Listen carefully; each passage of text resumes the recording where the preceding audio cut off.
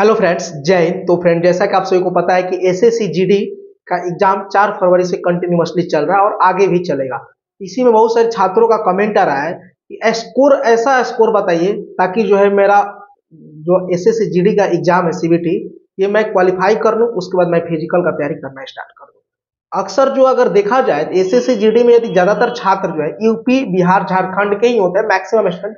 हालांकि पूरे देश के अलग अलग स्टेट से छात्र फॉर्म फिलअप करते हैं, लेकिन मैक्सिमम नंबर ऑफ स्टूडेंट देखा जाए यूपी, बिहार, झारखंड के ही होते हैं।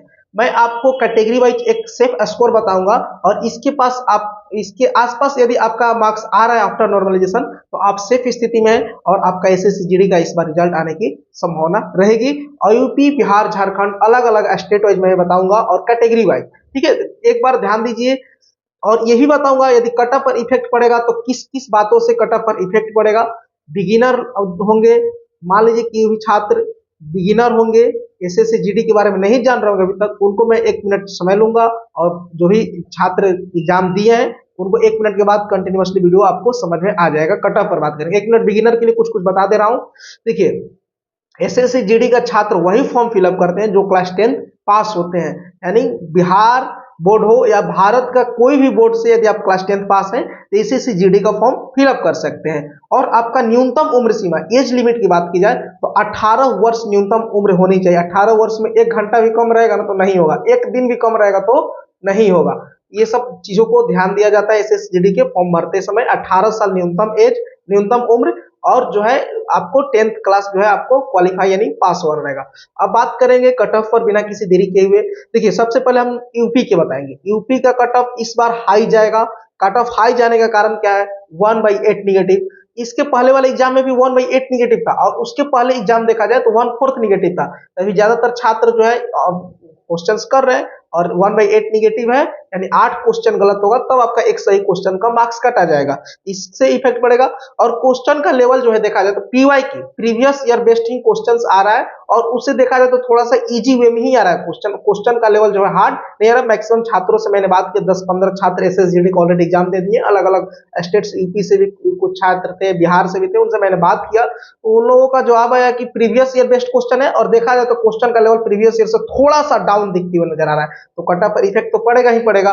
और रिपीटर, मान लीजिए जो इससे पहले जो एसएससी जीडी में एग्जाम दिए थे छात्र, उनको 0.1 से मेरिट नहीं बना, किसी का मेरिट बना ही नहीं, कोई छात्र किसी कारण से फिजिकल में डिस्क्वालीफाई हो गए, वो छात्र तो उनका तैयारी तो कंप्लीट था, उनको केवल तो रिवीजन करना था। रिपीटर से भी आपको जो है वो क्या है, कंपटीशन है। जो छात्र सीजीएल का तैयारी कर रहे हैं उनका किसी कोई मान लो 1-2 नंबर से नहीं हुआ या कुछ नंबर से नहीं हुआ, वो भी छात्र एसएससी जीडी का फॉर्म फिलअप किए हैं। ये नहीं सोचे एसएससी जीडी वाले हमको एमटीएस ग्रुप डी वाले से कंपटीशन है। आपका कंपटीशन एसएससी सीजीएल का तैयारी करने वाले छात्रों से है, बिहार दरोगा की तैयारी करने वाले छात्रों से है। जो छात्र एसएससी जीडी में कुछ मार्क्स से कम रह गए थे पिछले बार, वो रिपीटर से भी दिक्कत है।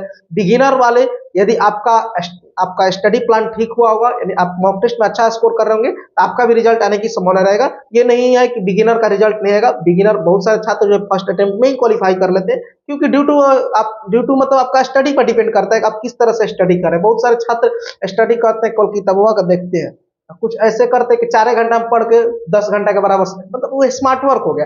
एक हार्ड वर्क होता है कि स्मार्ट वर्क होता है। तो जो छात्र स्मार्ट वर्क करेगा वही आगे निकलेगा, जो हार्ड वर्क करेगा उसको थोड़ा सा टाइम लगेगा, लेकिन होगा, ऐसा नहीं है कि नहीं होगा, होगा, समय लगेगा।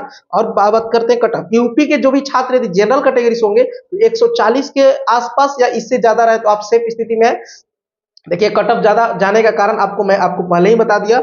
और ओबीसी 138 या इससे plus after normalisation, EWS 135, SC 130, ST 128, ये था यूपी के वाले छात्रों के लिए। अब बात करेंगे बिहार के छात्रों के लिए। 136 number general category, OBC 135, EWS 130 के आसपास। और एससी के लिए बात किया जाए तो एससी का जो होगा 125, एसटी 122। ये जो है आपका आफ्टर नॉर्मलाइजेशन जो है आप क्वालिफाई हो जाइएगा, सीबीटी जो एग्जाम दीजिएगा उसके बाद जो है आपका फिजिकल के लिए आप एलिजिबल हो सकते हैं। इतना मार्क्स आ रहा है, इसके आसपास है या इससे आपको ज्यादा आ रहा है तो और अच्छी बात है।